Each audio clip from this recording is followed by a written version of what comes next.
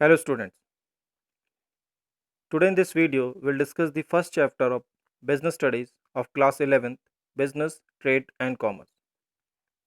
Today in this video we'll discuss the topic starting a business basic factors. As you know, whenever an individual thinks of starting a business enterprise, he has to make all the possible efforts to achieve a certain objective. Or you could say that business enterprise has to employ all those resources which are required to achieve a certain objective. Successful results in business depends largely upon the ability of the entrepreneurs or the starters of a new business to anticipate the problems and solve them with minimum cost. So whenever we think of starting a business, first we have to think about the associated risks that are there with that particular kind of business. And we have to think about the various ways and means by which we can resolve those problems with minimum cost. So we have to keep in mind various factors while starting a business. Now we are going to discuss them one by one. First, selection of line of business. The first thing is to be decided by any entrepreneur of a business is the nature and the type of business to be undertaken. He will obviously like to enter that branch of industry and commerce which has the possibility of greater amount of profits. Yes, whenever we'll think about the line of business, we'll opt for that particular business which is going to give the greater amount of profit to the entrepreneur.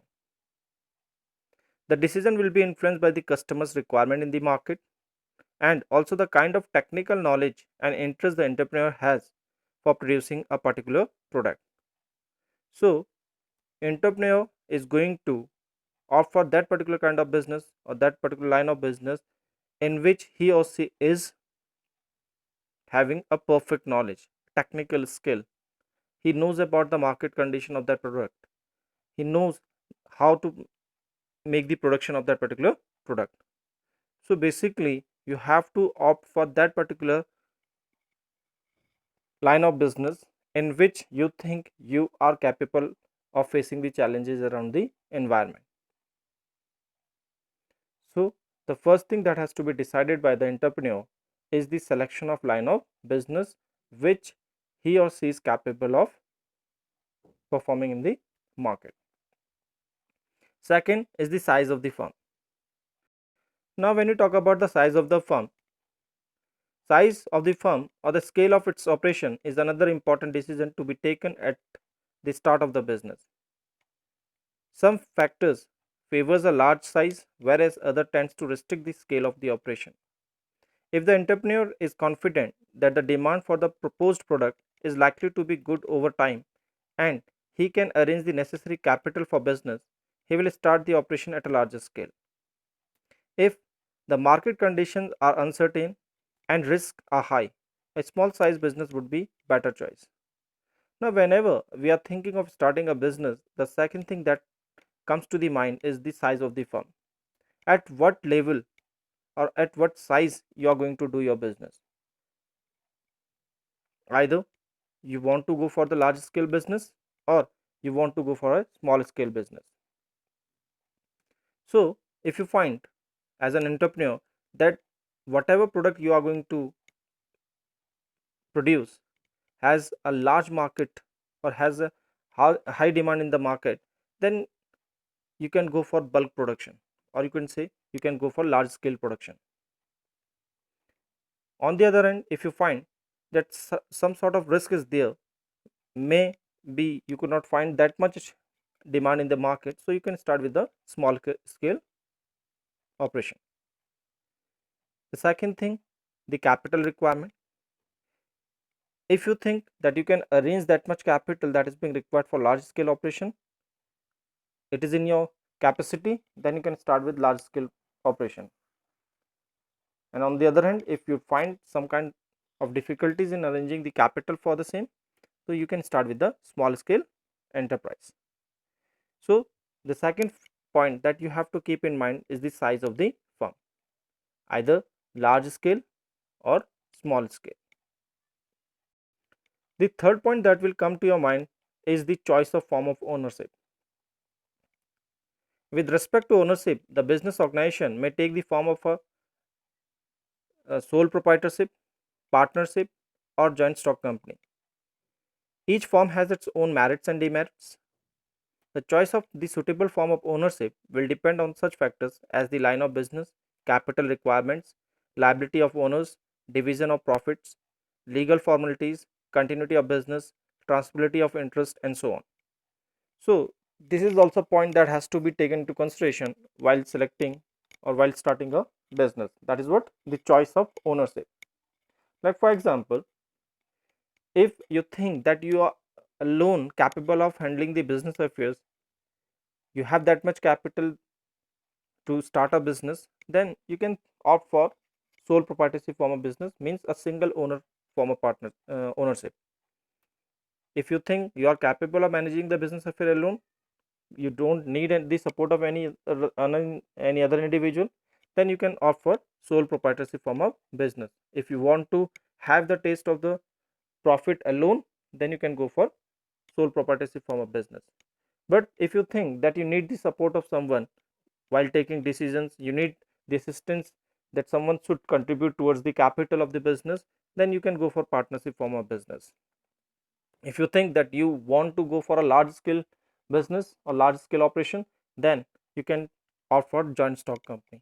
And there are many forms of business organization, you can opt for them. But while choosing the form of ownership, you have to take into consideration all the merits and demerits of that form of ownership. Clear? Wherever you find most of the advantages, then you can opt for that particular form of ownership. Like the line of business you want to opt, the capital requirement. Clear? If the capital requirement of business is very high, then you must go for joint stock company or partnership form of business. If with less capital you can start your business, then you can go for sole proprietorship form of business. If you talk about the liability of owner, if alone you want to take the liability, then you can go for sole proprietor. If you want to share the liability, then you can go for partnership form of business. Division of profit, same. If you want to alone enjoy the profit, then you can go for sole proprietorship, or if you think that you need people to share the profits with you, you can go for partnership or joint stock company. Legal formalities, if you talk about legal formalities, sole proprietor is the best suitable example of ownership because least formalities are being required. Whereas in case of joint stock company, lot of paper formalities are being required, or lot legal formalities are being required to start the business. Continuity, in case of sole proprietor, your business will not continue after the death of the owner. So on the basis of continuity, if I will talk, you can opt for joint stock company because the death of the members is not going to affect the life of the business. Transferability of interest, in case of sole property form of business, transferability of interest is possible. Clear? And so on. So these are the different factors that you will keep in mind while choosing the form of ownership. The fourth point is location of business enterprise. Yeah, this is also an important factor to be considered while choosing or while going for the business enterprise. The location. If you make any mistake in this regard, can result in high cost of production, inconvenience in getting right kind of production inputs, or serving the customer in the best possible way. Yes, if the location of your enterprise is not appropriate, then you are going to face lot of problems like high cost of production. It may be that wherever you have started your business, you won't find the appropriate labors over there, or labors at a cheaper cost. You won't find raw material at a lower cost. Clear? Transportation cost is very high over there. So all these will result in the high cost of production. Then inconvenience in getting right kind of production inputs. It may be possible that the location that you have selected, you will not find, or you will find difficulty in getting the raw material over there, equipments over there. So it's also going to create a problem for the business. And even if you could not serve the customers in the right way over there, then also it's going to create problem for the business. So In a nutshell, you can say the location of the business enterprise is also plays very important role in the success of the business. So whenever you are going to opt for any business, you must look into the point of location also. You must go for that location which is favorable for the business enterprise in terms of raw material, labor, power, material, power supply, banking facilities, warehousing facilities, transportation facilities, and many more. So if you will find all these facilities in a convenient manner over there, then definitely the success of the business will be there. So while opting for the business, you must look into this point also, the location, and location should be suitable for business, for the business enterprise to conduct all its activities. The fifth point is financing the proposition. Now when you talk about financing the proposition, as we know, financing is concerned with the providing the necessary capital for starting as well as for continuing the proposed business. Now, as we know, for starting any particular business, we need capital, and the capital is too required for the continuation of the business too, or you would say for meeting the day-to-day activities or meeting the day-to-day expenses of the business. So, whenever we think of any business, we must also take into consideration the financing the proposition. Means the capital that is being required for the business, how much capital is being required for fixed assets, like how much capital is being required for the purchase of land, for the construction of the building, clear, for purchasing the machine and equipments and all. The same way you have to think into how much money is being required for current assets, like for stock, clear, for raw material, for goods and so on. So even you have to take into consideration how much amount of capital is being required for meeting out the day-to-day expenses also. So as per the example, you can make out you need your capital for different purpose, like I have said, for the purchase of the fixed assets, for the current assets, for meeting out your day-to-day expenses, for meeting out your long-term liabilities. So you have to take into consideration about the financing the proposition, means how you are going to finance all these aspects of the requirement of the capital. So you have to take into consideration that too. So for that, a proper financial planning has to be made before going for any business activity, like the capital requirement, the different sources from where you are going to arrange that capital, and third, how you can make the maximum utilization of the funds that you have raised for the business. So these things has to be taken into consideration while starting a business, that is what financing the proposition. The next thing is your physical facilities. While thinking of any business or while starting a business, you have to look into also the physical facilities. Now when you talk about physical facilities, means what? The ability of physical facilities includes machine and equipments, building and support services, clear. So whenever we think of starting any business, so you must also take into consideration whether these physical facilities are available or not, clear, like machines are easily available or not, the equipments that are being required for that particular business are easily available or not, buildings and support services. So all these physical facilities that are being required for the smooth running of the business, you must take into consideration. The decision relating to this factor will depend on the nature and size of the business, ability of funds and the process of production. So all these things are being taken into consideration while deciding for starting any particular business. The next point is plant layout. Now when you talk about plant layout or plant layout, once the requirement of physical facilities has been determined, the entrepreneur should draw a layout plan showing the arrangement of these facilities. Layout means the physical arrangement of machines and equipments needed to manufacture a product. Now plant layout means what? If you will make the arrangement of all physical facilities like machine, tools, equipments and all, So how you are going to make the arrangement of the same at the point of, or the point where the production is going to take place. Like for example, if you take the example of a classroom, under physical facilities, what are being required? You required a smart board over there, clear. You required furniture for the students, furniture for the teacher, clear. Almiras and other physical facilities that are being required for conducting a class in a smooth manner. So this is what you are going to consider under physical facilities. So these are the different you could say materials that are being required. On the other hand, when you talk about plant layout, so how you are going to make your class look, for that a particular plant layout has to be done, where that smart board is going to be get installed, where the furniture related to the teacher is going to be kept, how you are going to make the sitting arrangement of the for the students in the classroom. So this is what has to be done under plant layout.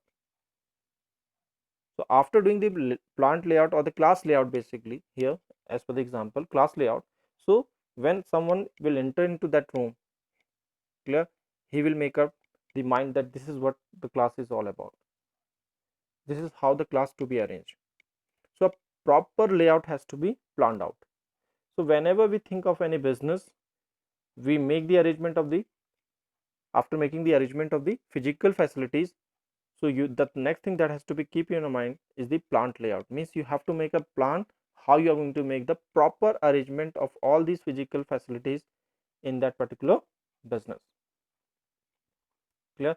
Like when you enter to a library, a proper layout is being there. If for example, if you want to have a book related to fictions, so anyone can guide you towards the fiction section. If you want book related to any, could say theater, drama and all, so it will be easy for you to enter to that section. How? Because a proper layout has been there. So you may under plant layout means you have to make a proper plan how you are going to lay down your physical facilities. So this too has to consider while starting a business. Then the next thing that is to be keep in mind is competent and committed workforce. Yes, as you know, the success of every business depends upon the commitment and the competent workforce.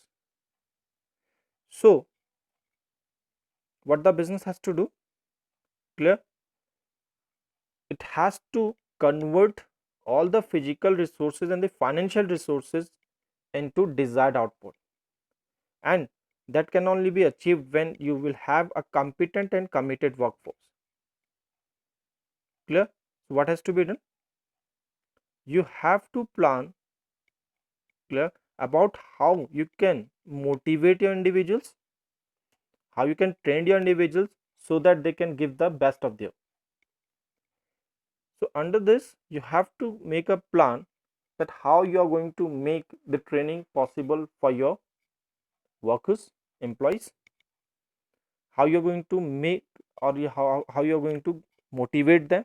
So a proper plan has to made for the same also, then only you will have a competent and committed workforce. Like for example, you have a plan in your mind that you are going to reward for the better performance, clear. You are going to provide all kind of best possibilities in terms of environment, in terms of finance to your workers or to your employees. So this plan too has to be made by the entrepreneur before starting a business, that how they are going to make their workers competent, their workforce competent and committed, clear. So this plan is also being required while starting or while thinking for a business, so that the workers or the employees can give their best or the maximum potential of their for the achievement of the organizational goal. The next point is tax planning. As we know, different types of taxes has to be paid by the business entrepreneur. So before starting a business, every entrepreneur who is thinking of starting a business must also do the tax planning. That entrepreneur must assess the tax liability that particular business has to pay to the government. Now, as you know, nowadays we have GST. So how much GST has to be paid by the entrepreneur or by the business to the government? So you must do tax planning also. Clear? Means well in advance you have to make about the tax assessment of the business. So if you will not have the knowledge of that, it will be difficult for you to make the tax assessment of your tax liability.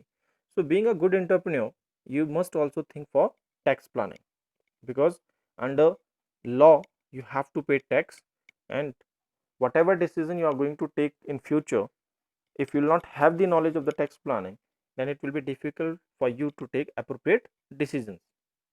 So tax planning is also an important part or important point while taking a factor while taking the decision regarding the establishment of business enterprise. So if you are not well versed with that, you can take the assistance of the professionals who can assist you to make a good tax planning. The next is the launching the enterprise. The last thing that you are going to have your mind while starting a business is what? Launching the enterprise. Yes, after the decision related to the above mentioned factors have been taken, the entrepreneur can go ahead with actual launching of the enterprise, which would mean mobilizing various resources, fulfilling necessary legal formalities, starting the production process, and initiating the sales and the promotion campaign. Now, when you talk about this point, launching the enterprise, it means what? When you have taken into consideration all the points we have discussed so far, now it's the time to start or to launch your enterprise. Means whatever physical facilities that you have arranged, whatever finance you have arranged so far, whatever staffing that has been done by you, or the human resources that has been involved by you in the business, now you are going to make the use of the same. Clear? Whatever legal formalities that are being required, if you have completed that, you have to complete that. Clear? You have to start the production, and after doing the production, you are going to initiate the process of sales and promotion campaigns. So this is what all has to be done after doing all the above points. So finally, you are going to make the reality of your thoughts into practical. So this is what called launching the enterprise. So these are the different points that an individual or by any entrepreneur he must take into consideration before starting a business, or before thinking about a business he must take into consideration all these points. So this is what all about the different factors that a businessman or an entrepreneur must keep in mind before starting a business. Hope you will like this video. Thank you.